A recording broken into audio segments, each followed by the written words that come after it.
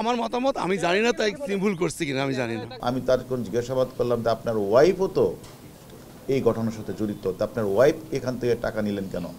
কয় সেটা আমি জানি না, আমার ওয়াইফ টাকা নিয়েছে।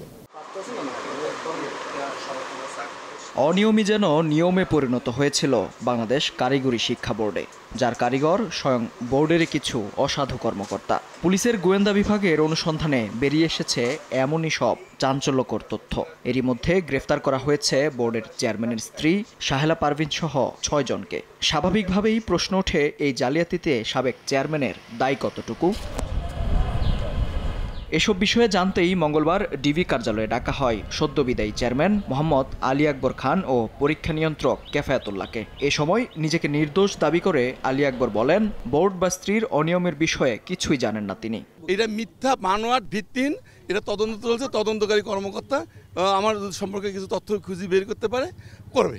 যেহেতু একটি ঘটনা ঘটেছে এবং এর জন্য সুষ্ঠু তদন্ত হওয়া উচিত এবং এর প্রকৃত ঘটনা উদ্ধারণ করে তাদের শাস্তির ব্যবস্থা করা উচিত।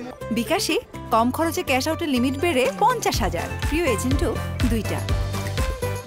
চেয়ারম্যানের এমন বক্তব্য অবশ্য মানতে নারাজ ডিবি প্রধান। জানান, বোর্ড কর্তা হিসেবে চেয়ারম্যান দায় এড়াতে পারেন না। সন্তোষজনক উত্তর না মেলায় আরও 2 দিন সময় বেঁধে দেয় গোয়েন্দা পুলিশ। এই 2 দিন তিনি পুলিশি নজরদারিতেই থাকবেন। একদিকে তো দায় এড়ানোর প্রশ্নই নাই, সে একটা প্রশাসনিক ব্যবস্থা তার বিরুদ্ধে গ্রহণ অলরেডি করেই ফেলেছে। অরিজিনাল সার্টিফিকেট বিক্রি করে এটা আবার আপলোড করে দিবে, এটা আবার টাকা নিবে, আবার বিভিন্ন দপ্তরের লোকজন যারা এটাকে জেনে ফেলেছে আবার টাকা দিয়ে ম্যানেজ করে ফেলবে। এটা তো আসলে হতে পারে না। তদন্ত না করে সনদ জালিয়াতির তথ্য ধামাচাপা দিতে দুদকের যেসব কর্মকর্তা জড়িত ছিলেন তাদের তালিকাও দুদক কার্যালয়ে পাঠিয়েছে পুলিশের গোয়েন্দা বিভাগ। অর্থের বিনিময়ে যারা সার্টিফিকেট কিনেছেন তাদেরও তালিকা করা হচ্ছে বলে জানান ডিবি প্রধান। মেহেদী হাসান, সময় সংবাদ, ঢাকা।